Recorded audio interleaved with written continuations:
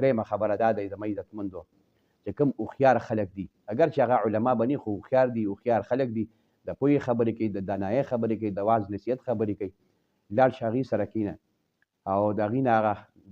د حکمت خبرې چې کوم دی نې واوره د پوهې خبرې چې کوم دی نې واوره نو د هغې نه به دا حکمت چې کوم دی تا ته منتقل شي دا پوهه به تا ته منتقل شي نو په دې سره به ستا زړه ته سکون او آرام نصیب شي اعوذ بالله من الشیطان الرجیم بسم الله الرحمن الرحیم وعن بعض الحكماء ثلاثة أشياء تفرج الغصص ذكر الله تعالى عز وجل ولقاء أوليائه وكلام الحكماء بعضی هوښیارو خلکو فرمایلی دي چې درې څیزونه داسې دي زما عزتمندو چې هغه د انسان نه غمونه او تکلیفونه دا لرې کوي د زړه نه خفګان لرې کوي یو سړي باندې خفګان رالو مونږ ورته چې کوم دی ټینشن وایو ټینشن پرې رالو ذهني دباو پرې رالو زړه ته یې خفګان میلاو شو او دی چې کوم دی هغه خفه دی ټینشن دی پې نو دی د درې کارونو نه یو کار وکړي الله رب العالمین به د ده نه د زړه نه هغه خفګان لرې کړي او زړه کې به چې کوم دی الله تعالی فراخي پیدا کړي زړه به چې کوم دی نه خوشحاله شي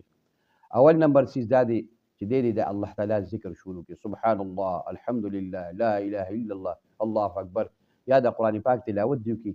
یا د کلمه طیبه ډېره ډېره وایي الله رب العالمین به د زړه نه هغه غمونه پریشانۍ لرې کړي ولې ځکه په خپله الله رب العالمین فرمایي الا بذکر الله تطمئن القلوب خبردار د الله په ذکر سره زړونو ته اطمینان نصیب کېږي نو چې الله پاک فرمایي چې د زړونو اطمینان او سکون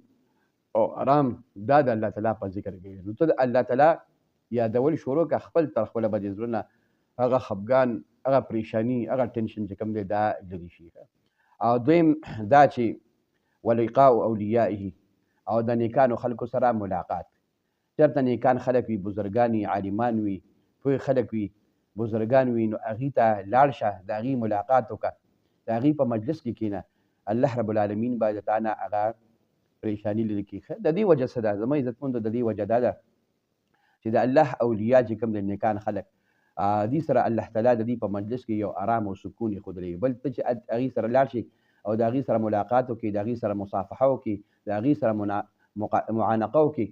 او د هغې په مجلس کې کښېني هغې د خپل د رحمت نظر د مینې نظر په تا باندې واچوي یا د هغې بدن سره ستا بدن ټچ شي د هغې لاسونو سره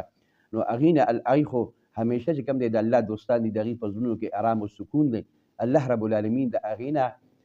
یعنې مطلب دی تا ته د آرام او سکون دا منتقل کړي یا هغه چې هسې د رحمت نظر تا ته وکړي نو د نظر په ذریعه باندې تا ته دا آرام او سکون چې کوم دی الله رب العالمین دا یعنې منتقل کړي لکه مونږ یو ډیوایس راوالو بل ډیوایس سره چې کوم دی د بلوټوث په ذریعه باندې یا مطلب دی په بله څه ذریعه باندې کنیکټ کړو نو هغې نه هغه ډیټ هغې ته ووړي نو دقه شانتي د هغه آرام او سکون چې کوم دی تا ته حاصل شي د هغې نه تا ته راوړي